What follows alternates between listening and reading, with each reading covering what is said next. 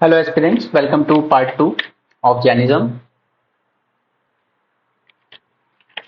हमने part 1 complete कर लिया था। अब हम आते हैं पार्ट 2 पे। तो यहाँ पर मैं आपको जैन फिलॉसफीज के बारे में बताऊंगा, इनके दो काउंसिल हुए थे वो बताऊंगा, फिर इनका division between Shvetambar and Digambar, and फिर हम देखेंगे कुछ similarities between Jainism and Buddhism, और उसके बाद हम खत्म करेंगे इस टॉपिक को।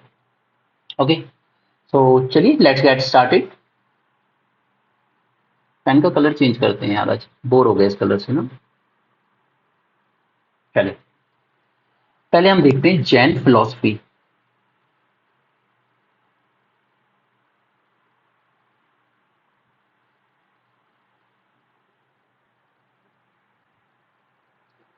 चलिए वन बाय वन देखते हैं। वेद, वेद के बारे में इनका क्या कहना था? Rejected, completely rejected. Rituals, again same rejected. Okay, Jainism दोनों को रिजेक्ट करता था। किस तरह की लाइफ की एडवोकेट करता है? तो ये कहता है ऑस्टियर एंड सिंपल लाइफ जीना चाहिए एकदम। ये इनकी फिलॉसफी है। अगर कभी आपसे डायरेक्ट फिलॉसफी पूछी जाए एग्जाम में तो आपको बस यही गिने चुने पॉइंट्स लिखने हैं, ज्यादा डेप्थ में नहीं जाना है। And they have believe in Karma. वो क्या, कर्मा को एक्चुअली ना एक आपकी आत्मा के ऊपर एक मैल जैसा मानते थे। अगर आपकी आत्मा मैली है ना तो वो आपके कर्मों की वजह से वो इस तरह की थॉट रखते थे। And yes, they believe in transmigration, transmigration of soul, कि आत्मा एक जगह से दूसरी जगह पे जाती है। ऑलराइट, उसके बाद कास्ट सिस्टम को लेकर इनके क्या व्यूज थे? तो ऑब्वियस सी बात है, जैसे बुद्धिज्म ने अपोज किया, ये भी अपोज कर रहे थे, क्योंकि ये पूरी मूवमेंट शुरू ही इसी तरीके से हुई थी। ओके, एंड एक इंपॉर्टेंट बात जो ये कहते थे कि जिन यानी कि जैन, जिनने कैवल्री अटेंड कर लिया है, ये सबसे ऊपर है, गॉड उनके नीचे आते हैं। यानी कि गॉड में ये बिलीव तो कर रहे हैं कि हाँ चलिए गॉड होगा, लेकिन अगर है भी तो वो जैन से नीचे आते हैं। ऑलराइट, उसके बाद ये कह रहे हैं कि इस वर्ल्ड का कोई क्रिएटर नहीं है। There is no creator of this world. The only thing is that एक यूनिवर्सल लॉ से ये पूरा ब्रह्मांड चलता है। Alright, they don't believe that universe is created by something और someone, but they believe in a universal law. Alright, then और क्या इंपॉर्टेंट पॉइंट हम सोच सकते हैं इसके बारे में? देखिए, जितना ज्यादा ब्रेन करेंगे, जितना ज्यादा चीजों को समझने की कोशिश करेंगे ना सिचुएशन में जाके, तो आपको चीजें बहुत इजीली याद हो जाएंगी, अपने आप याद होती जाएंगी। उसके बाद इन्होंने क्या कहा था कि अगर आपको साल्वेशन अटेंड करना है, बुद्धिज्म क्या कह रहा है? नॉलेज, आप नॉलेज से साल्वेशन अटेंड कर सकते हैं। ये कह रहे हैं कि नहीं नहीं, सिर्फ नॉलेज से नहीं होगा, आपको एस्थेटिक लाइफ जीनी होगी, मतलब पेनेंस, पेनेंस के थ्रू आप अटेंड करेंगे साल्वेशन। ये फर्क है जैनिज्म और बुद्धिज्म में। एंड ये एक्सट्रीम लेवल का नॉन वायलेंस बोल रहे हैं। बुद्धिज्म भी यही कह रहा है कि नॉन वायलेंस होना चाहिए, वायलेंस नहीं करना चाहिए हमें, बट ये एक्सट्रीम लेवल का, लाइक एग्रीकल्चर। अब क्यों आप देखेंगे जनरली जैन ज्यादा एग्रीकल्चर में नहीं है, हमेशा से ही नहीं है, क्योंकि इसमें आपको ना किलिंग करनी पड़ती है, अर्थवॉर्म्स वगैरह की, पेस्टिसाइड्स आप डालते हो, ठीक है, तो आपको इनकी किलिंग करनी पड़ती है। इसलिए जैनिज्म जिन्होंने फॉलो किया उस टाइम, उन्होंने एग्रीकल्चर में ज्यादा इंटरेस्ट नहीं लिया, वो ज्यादातर चले गए ट्रेड एंड कॉमर्स की तरफ, क्योंकि वहां पे किलिंग ऑफ एनिमल से वो लोग बच रहे हैं। ठीक, और इवन जैसे आप बोलते हैं ना, जैसे गेहूं है, वो भी तो एक प्लांट ही है एक तरह से, तो क्या वो खा सकते हैं हम लोग? तो इनके खाने को लेके भी बड़े स्ट्रिक्ट है। इन्होंने कहा था कि देखिए आप खा सकते हो, लेकिन आप कोई भी ऐसे को मत खाइए जो दोबारा उपजित होता हो, लाइक जैसे प्याज है, ओके, ओनियन, ओनियन को अगर हम जमीन में काटते हैं तो वो दोबारा रूट से दोबारा बनता है, राइट? तो ऐसे को मत खाइए। पोटैटो, पोटैटो उसके अंदर से ही ग्रो हो जाता है वापस, राइट? उसके रूट्स वहीं से निकल आते हैं उसकी। तो इस तरह की चीजों को खाने पे उसने प्रतिबंध लगाया कि आप ये नहीं खा सकते। ठीक है, इसलिए एग्रीकल्चर में ज्यादा जैन लोग हमें देखने को नहीं मिलते हैं। तो ये इनकी बेसिक फिलॉसफी हो गई। इनके डिफरेंट स्कूल ऑफ थॉट्स मैं आपको बता चुका हूं। अब मैं आपसे बात करूंगा संघ के बारे में।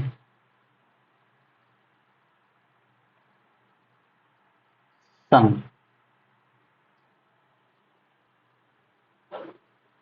अब पर्पस तो आप भी समझ गए क्यों बनाया होगा, ताकि सब लोग गेट टुगेदर करें, अपने थॉट्स एक्सचेंज करें, जो टीचर्स हैं वो अपनी टीचिंग्स दे पाए लोगों को। ओके, एंड दोनों अलाउ थे, वेमेन भी अलाउ थी एंड मैन भी अलाउ थे।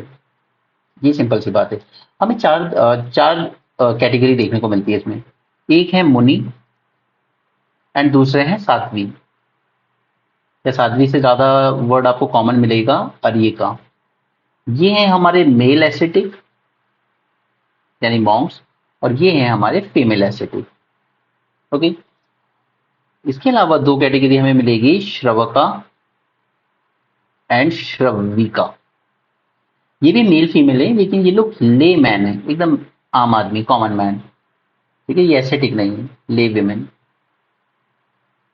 तो ये चार वर्ड हमें देखने को मिलते हैं संग में, मुनि, साध्वी या अर्यिका, श्रवका एंड श्रविका। क्लियर है? नेक्स्ट, अब अगर हम इनके डिसिपल्स की बात करें तो महावीर के 11 मेन डिसिपल्स देखने को हमें मिलते हैं। मैं पूरे नाम नहीं बताऊंगा, जरूरत नहीं है। और इन डिसिपल्स को कहा जाता था गांधार। ओके, ये बात पहले याद रखिए। गांधार आप कह सकते हो कि हेड ऑफ स्कूल। इन्हीं का काम होता था कि आप जैनिज्म का विस्तार करेंगे, प्रचार करेंगे। एंड ये जितने भी 11 गांधार थे ना, शुरू में 11 disciple, they all were Brahmins. तो कितनी स्ट्रेंज बात है ना, आप सोचिए कि इनकी फिलॉसफी में कितनी दम रही होगी उस वक्त, कि ब्राह्मण्स जो सबसे प्रिविलेज क्लास थी, जिसके पास सारे प्रिविलेजेस हैं, कोई रिस्पॉन्सिबिलिटी नहीं है, कोई टैक्स पे नहीं करना, कोई काम नहीं करना, नथिंग। ओके, कोई एग्रीकल्चर नहीं करना है आपको, कोई ट्रेड कॉमर्स नहीं, उसके बाद भी 11 ब्राह्मण्स सभी इनके डिसिपल बन जाते हैं। तो आप मान सकते हैं कि उनके थॉट्स, उनकी फिलॉसफीज कितनी स्ट्रांग रही होंगी उस टाइम, कितनी कन्विंसिंग रही होंगी। ओके, तो अब हुआ ये कि जब इनकी डेथ हुई महावीर की, तो उससे पहले ही 10 डिसिपल इनके जा चुके थे, दे ऑल डाइड। सिर्फ एक बचा था, वो थे आर्य सुधर्मन। ठीक है, अब इनके बाद जो आए वो अभी इंपॉर्टेंट नहीं है, लेकिन मैं आपको नाम बता देता हूं, क्योंकि कई बार बुक में आ जाता है तो आपको लगता है कि यार ये तो पढ़ाया ही नहीं। इसके बाद इनको सक्सीड किया जम्बू ने, इसके बाद आए प्रभवा, देन आए शंभवा। अब इसके बाद जो आएंगे वो हमारे काम के हैं। एक थे संबुद्ध विजया। ओके, ये इनके टाइम पर मगध के किंग थे धनानंद, जिनको हरा के चंद्रगुप्त ने मौर्यन एम्पायर की स्टैब्लिश की। ओके, फिर इनको सक्सीड किया था भद्रबाहु ने। ऑलराइट, इनके टाइम पे एम्परर थे चंद्रगुप्त मौर्य। ऑलराइट, भद्रबाहु। और इनका नाम इसलिए इंपॉर्टेंट है क्योंकि इन्होंने एक टेक्स्ट लिखा था जो हमारे एग्जाम के लिए बहुत इंपॉर्टेंट है, दैट इज कल्पसूत्र। ऑलराइट, इसको बॉक्स कर लीजिएगा। अब क्या होता है कि एक टाइम पे ना मगध एम्पायर में आ जाता है ड्रॉट, फेमाइन फैल जाता है सब जगह से। तो अब ऐसे में क्या होता है कि ये जो भद्रबाहु था, ये अपने फॉलोअर्स को लेके चले जाते हैं कर्नाटका के श्रवणबेलागोला में।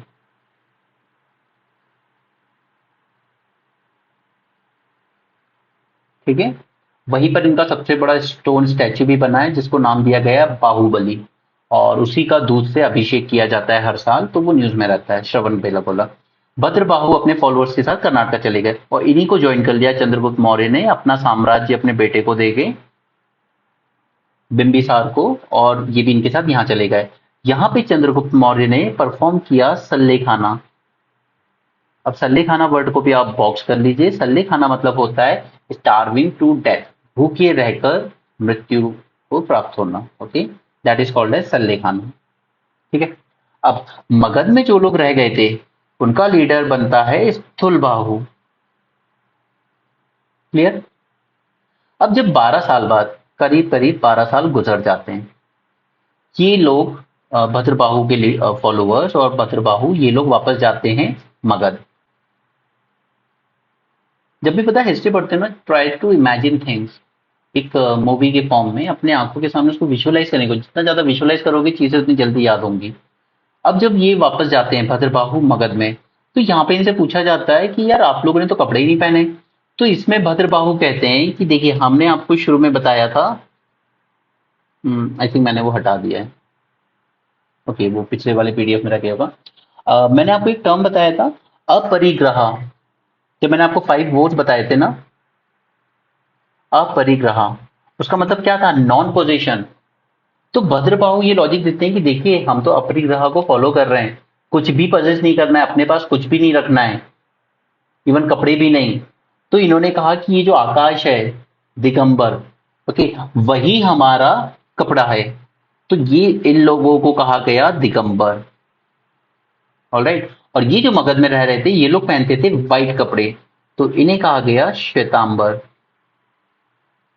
ओके, श्वेतांबर का मतलब ही था श्वेत वस्त्र, यानी क्या? White cloth. ओके, तो व्हाइट क्लैड या क्लोथ। दिगंबर, आसमान क्या है? ब्लू कलर का, दिगंबर, ठीक है, यानी कि नो क्लोथ। आसमान जो है वही हमारी क्लोथ है। ऑलराइट। तो अगर आपको इसको याद रखने में दिक्कत आती है तो मैं आपको बता देता हूँ, एक जस्ट ये दे देता हूँ जिंगल, बीसीडी, यानी कि भद्रबाहु, इनके साथ कौन? चंद्रगुप्त, यानी कि आप समझ जाएंगे कि ये लोग कर्नाटका जा रहे हैं, श्रवण बेलागोला, हाँ? क्योंकि ये तो आपको याद हो गई ना यार कि चंद्रगुप्त मौर्य की डेथ कर्नाटका में हुई है, मगध में नहीं। तो भद्रबाहु, चंद्रगुप्त मौर्य और दिगंबर, यानी कि भद्रबाहु बिलोंग करते हैं दिगंबर सेक्ट को, एंड दिगंबर मतलब न्यूड, आसमान ही आपके कपड़े हैं। श्वेतांबर, इनके लीडर बन गए आपके स्थलबाहु। ठीक है, तो यहां तक बात क्लियर हो गई आपको। अब हम आते हैं 2 काउंसिल पे।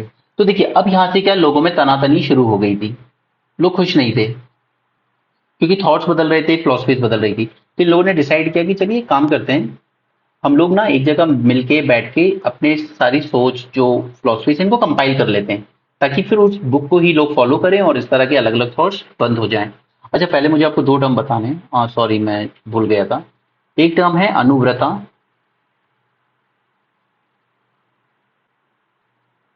और दूसरा टर्म है आपका महाव्रता। जब ऑब्जर्वर, ये जो हमारे 5 वोस है ना, ये फॉलो करने वाले कॉमन पीपल हो, कॉमन मैन, या कह लीजिए कि हाउस होल्डर जो वैवाहिक जीवन भी जी रहे हैं घर में, तो उनको अनुव्रता कहा जाता है। ठीक है, ये फॉलो दोनों ही कर रहे हैं 5 वोस को। लेकिन जब कोई एस्थेटिक या कोई मॉन्क इनको फॉलो करता है, इन 5 वोस को, तो उसको कहा जाता है महाव्रता। ठीक है, तो ये दोनों टर्म आपको क्लियर हो गए, अनुव्रता, महाव्रता। ऑलराइट। अब हम आते हैं वापस काउंसिल्स पे। तो मैं आपको काउंसिल्स के बारे में बता रहा था। First council and second council, 2 he council होंगे यहाँ, बुद्धिज्म में 4 हुए थे। फर्स्ट काउंसिल होता है 300 बीसी में, 3rd सेंचुरी। ठीक है, यानी कि अशोका के टाइम से पहले ही हो गया था। ऑलराइट। इसके लिए आपको अगर नहीं रख सकते तो आप पीए से याद रख लीजिए, प्रकाश सिंह बादल जो सीएम थे पंजाब के। तो ये हुआ है पाटलिपुत्रा में, यानी कि आज के पटना में, और किसकी लीडरशिप में? स्थूल भद्र। ऑलराइट। सेकंड वाला होगा 5th सेंचुरी एडी में, क्योंकि बहुत साल बाद, मतलब 512 एडी में हुआ था ये। ओके, ये होगा वालाभी गुजरात में, क्योंकि आप आज भी अगर देखेंगे तो जैन हमें काफी सारे मिलते हैं गुजरात में, कर्नाटका में। तो जैनिज्म कहीं ना कहीं जो मगध, जो उसका कोर रीजन था आज का बिहार, वहां से डिस्प्लेस हो गया एंड वेस्ट में ज्यादा फॉलो हुआ। और क्यों हुआ? क्योंकि देखिए, आप हमारी जो बिहार, यूपी वगैरह है, ये क्या है? ये फर्टाइल लैंड है, एलुवियल सॉइल वाले, जहाँ एग्रीकल्चर ज्यादा होता है। एंड जैन की फिलोसफी जो थी, वो एग्रीकल्चर को इतना ज्यादा प्रमोट कर नहीं रही थी, नॉन वायलेंस की वजह से। गुजरात साइड जाइए, सबसे ज्यादा क्या है वहां पर? ट्रेड एंड कॉमर्स, आज भी है, हड़प्पन टाइम से, हमेशा से गुजरात ही गेटवे रहा है ट्रेड एंड कॉमर्स का इंडिया में। ओके, तो सबसे ज्यादा गुजरात के लोगों ने ट्रेड एंड कॉमर्स को अपनाया। तो अब जो आपका, हम 5th सेंचुरी तक आ चुके हैं। यहाँ तक आते आते जैनिज्म काफी ज्यादा गुजरात की तरफ देखने को मिलता है। ओके, और इस टाइम पे इसके प्रेसिडेंट थे शेम सरमना, शेम सरमना। अगर याद रखना है तो विराट कोहली को याद रख लीजिए, वालाबी में हुआ है जेम्स शर्मना ने। ओके, अब ये जो फर्स्ट हुआ था ना, यहाँ पे 12 अंक को कंपाइल किया गया था, लेकिन ओवर द टाइम लॉस हो गए, चले गए। तो फिर यहाँ पे रिकम्पाइल किया गया इनको। ऑलराइट, एंड रिकम्पाइल किया गया, और दोनों टाइम पे ये लिखे गए अर्ध मगधी लैंग्वेज में। एंड शुरू से जो महावीर थे वो टीच किस लैंग्वेज में कर रहे थे? प्रकृत में। जबकि बुद्धिज्म यानी कि बुद्धा वो किस में कर रहे थे, वो पाली में कर रहे थे। ओके, तो याद रखिएगा, बुद्धिज्म पाली, जैनिज्म प्रकृत। ओके, सो अब हुआ क्या था कि ये जो फर्स्ट काउंसिल हुआ था ना जब, तो यहाँ पे भी जो भद्रबाहु था उसने बॉयकॉट कर दिया था इसका कि मैं नहीं आ रहा और ना मेरे फॉलोअर आ रहे हैं। तो यहाँ पे इसलिए इसका नाम स्थूल भद्र कह लीजिए, स्थूल बाहु कह लीजिए, जिसकी हमने ऊपर बात की, जो मगध में रुका था अपने फॉलोअर्स के साथ फेमाइन के टाइम। तो उसी ने इसकी प्रेसिडेंटशिप की और उन्होंने 12 अंक को कंपाइल कर दिया, क्योंकि यहाँ पर भद्र बाहु और उसके फॉलोअर्स ने बॉयकॉट कर दिया था। क्लियर है? और सेकंड वाला भी जब हुआ था तो यहाँ पर भी श्वेतांबर ही आए थे, सिर्फ दिगंबर्स ने यहाँ पे भी पार्टिसिपेट नहीं किया था। ऑलराइट, तो यहां तक हम पहुंच चुके हैं। अब मैं आपको लास्टली एक टॉपिक बताना चाहता हूं बस, फिर इसके बाद हमारा ये खत्म हो जाएगा। देखिए, एक टर्म और है, सलक पुरुषा। सलक पुरुषा ये जैनिज्म से एसोसिएटेड है, बस इतना याद रखिएगा। यूपीएससी ने पहले कई बार क्वेश्चन पूछे हैं, फलाना टर्म, फलाना आदमी किस रीजन से एसोसिएटेड है या किस लैंग्वेज से एसोसिएटेड है। ये फिलोसफी आपको सिर्फ एक चीज बताती है कि हर युग में 63 ग्रेट मैन आएंगे। ऑलराइट, सलक पुरुषा, इसको याद रखिएगा प्लीज। यूपीएससी का कोई भरोसा नहीं कब आपको सरप्राइज दे दे वो।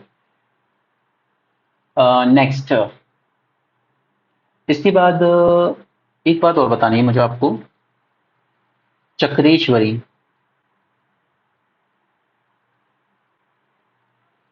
ये भी एक डीटी है जिनकी जैन लोग वर्शिप करते हैं, चक्रेश्वरी।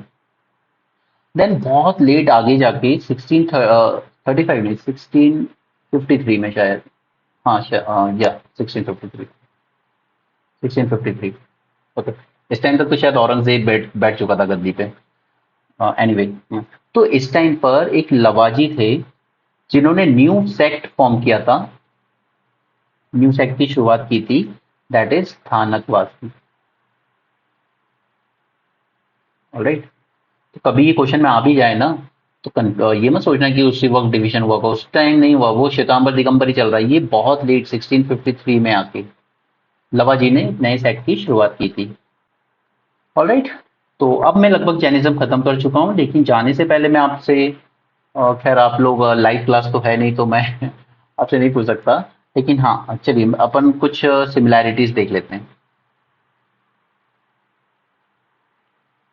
सिमिलैरिटीज देखते हैं जैनिज्म एंड बुद्धिज्म में, क्योंकि ऐसा क्वेश्चन मेंस में बनता है। गॉड को लेके बताइए पहले, गॉड को लेके क्या सोच थी दोनों की? दोनों ने कोई इंपॉर्टेंस नहीं दी है गॉड को। ठीक है, बुद्धिज्म ने तो कहा देखिए, ना तो हम रिजेक्ट कर रहे हैं ना एक्सेप्ट कर रहे हैं, उनका क्लियर था। इन्होंने कहा चलिए मान भी लीजिए गॉड है, तो उन्होंने कहा नहीं होंगे, लेकिन जैन से तो नीचे आते हैं, जिन सबसे ऊपर है उसके नीचे गॉड है। और बुद्धिज्म हमारा कह रहा है हम ना मना कर रहे हैं ना एक्सेप्ट कर रहे हैं। ऑलराइट, उसके बाद वेदास, वेद को लेके दोनों ने big no, no we don't believe in Veda. Alright, caste system दोनों ने अपोज किया। ये मैं आपको ना ब्रेन स्टॉर्मिंग करना सिखा रहा हूँ, पढ़ लिया सब कुछ, लेकिन मेंस में जब क्वेश्चन आएगा ना तो आपको कहीं भी ऐसा कुछ नहीं मिलेगा कि आपने पढ़ा है तो मैं डिट्टो लिख दूंगा, नहीं मिलेगा। वही सोच सोच के बनाना पड़ेगा, हर एक एंगल से सोचना होगा। गॉड के बारे में सोचिए, वेद के बारे में सोचिए, कास्ट के बारे में सोचिए, इस तरीके से ब्रेन स्टॉर्मिंग कीजिए, तब जाके आप मेंस के लिए तैयार हो पाएंगे। ऑलराइट, फिर doctrine of Karma and rebirth, इस पे दोनों के क्या थॉट्स थे? जैसे दोनों ने एक्सेप्ट किया था लेकिन अलग अलग वे में, अपने अपने तरीके से, बट हाँ एक्सेप्ट तो किया था। राइट, एंड सिमिलैरिटीज में दोनों के दोनों क्षत्रिय थे। ठीक है,